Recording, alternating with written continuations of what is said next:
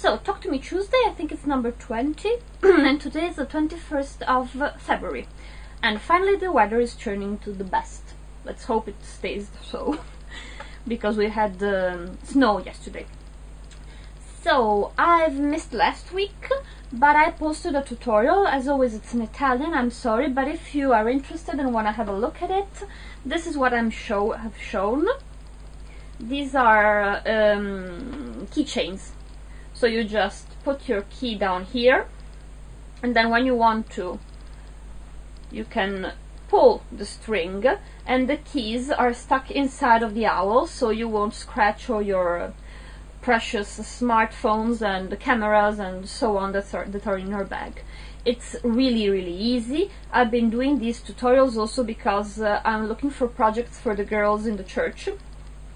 So these are all projects that are easily done and then can be embellished in many ways. I've done the owls, but obviously you can go with penguins, birds, houses, cats, dogs, whatever animal you prefer. They are just two simple two pieces of fabric that are made double, and then they are embellished in various ways, and one piece is left open here. So if you're interested, I'll put the link underneath for the tutorial. It's in Italian, as I was saying, but I'm pretty certain that you will find your way to understand things if you want to. So these are my projects for last week. And then I've been doing just one interesting thing last week, because it had been a nightmarish week with lots of work and a terrible cold. So I've been sneezing and having a headache for all the weekend, so no fun work for me. But just before, I managed to do a fleece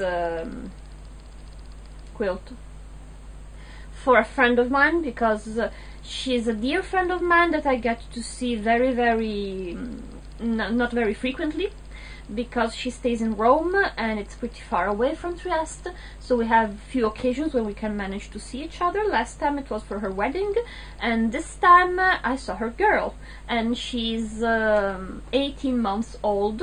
Sorry, the cat is pulling things down. She's 18 months old, and I wanted to do some kind of a spread for her, and I had little time, and the right idea came just at the last moment, obviously. So I made a fleece cover, stitched all around the border with an elastic stitch so it won't rip out, and then I made all kinds of applique on top of it with white fleece. And this is what I came up with. You can see the picture while I keep on blabbering. And I chose these very, very strange patterns because my friend studies plankton and specifically freshwater plankton. And I found out the Etsy store for this lady. She's called the Weird Bug Lady. You can have a look at her stuff. I'll put a link underneath also for this one. And she's doing lots of wonderful costume orders, and she had done some time ago this cover that you can see, and I just wanted to replicate it, changing a little bit things around. So I made more drawings. I've added some others, and I've added also a planaria on top of it, and also made a plushy planaria. And luckily I didn't take a picture of that one, but it really is fun. I realized that I didn't remember that also Escher, that it's a great designer. I don't know if you know him, maybe I'll put a link for that one too. And he was specialized in tessellating the space, dividing it up with patterns that changed all around, coming from one side of the other, and in 3D structures, impossible structures. And he also does planarians because they are really funny. They have these strange looking eyes that seem like they're crossed eyes. And take a look at it if you don't know him. And this is what I came up. And I really have to do more planaria plush toys because they look gorgeous. And the kids love them. I've seen that she really likes it because she can keep it in her hand easily and squish it. And it doesn't have paws and legs that go in the way, so the kids can just grab it without problems. It's just, my friend was telling me, a little problem when you have to tell the kids where are the eyes of the creature and where is the mouth and so on, because the mouth of the planaria is on her tummy, so that can be a bit confusing. Okay, just saying stupid stuff. The other thing I wanted to show you that I've done recently, let's say an hour or so ago. I have to take the cat off of it. Here it is. Yeah. It's made from a recycled sweater. And here it is. No. There. It's a funny looking elephant. It's just made from half a wool sweater that's been felted, and the pattern comes from a website, a very old website. It's a pattern that I saved in 2008, I think, or 2009, and I've been looking at very old patterns because I'm crazy about Pinterest right now. I was crazy about Wists once because I frequented a lot Craftster, and everybody had a Wists page for the swaps and so on, so I too had my Wist page. And instead of collecting things that I liked, I collected mostly tutorials, so links for patterns on the web for mostly bags. But Wists is a little bit going down and I can't access anymore my profile, so I'm transferring everything on Pinterest. I love Pinterest, by the way. I've been seeing wonderful stuff around there. Everything from how to clean your windshield when it's snowing, to making bags and whatever, everything. Really like it. So if you don't know about Pinterest, it's just some kind of a virtual board where you can just pin the stuff that you like. You can divide up your space in different albums. They are called different boards. And you can give it a name that can be as generic or as unique as you like. So you can have just do-it-yourself and crafts, but you can also put sorry, owls or only stuffs made from plush turtles, whatever.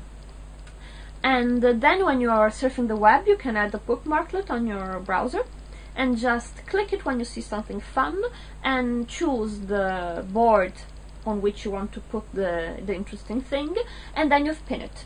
And other people can see it and they can repin it on theirs and like your pins, and you can follow other stuff. So it's great. If you're interested, just have a look at it. Right now it's only by invite. So you can ask for an invite just on the website, but if you, I don't know what the time would be for the invite to arrive. In that case, I've been reading longer times, and if you want, you can also ask me and I'll certainly be happy to send you an invite. So this is, I was telling you, it's really stupid. I think I've made it in 20 minutes with reading all the instructions and thinking about it. It's just made from half a felted sweater. So the bottom half, the square here, you just cut it out and trim it on the sides, and the side that it's already finished, it would be the top of your elephant. The trunk comes from one of the arms, and you just have to reduce the size of it, so you have to sew it again on the inside, and then the ears are cut out from the rest of it. So cute, cute, cute. I really like it. I'll do it with the girls in church also. And I think this is all for this week. I really hadn't had much to show you. I'm way back with my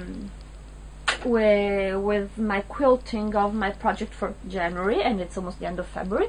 But I've been doing more quilt patterns from Leah's website. Well, I won't show you them in detail, but here you can see them. Some of them turned out pretty nice. This one I'm not able to do it.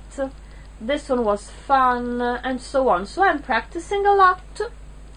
And I've quilted parts of my quilt using some of these patterns, and some of them I'm really happy about. This one is fun. It's stalactites.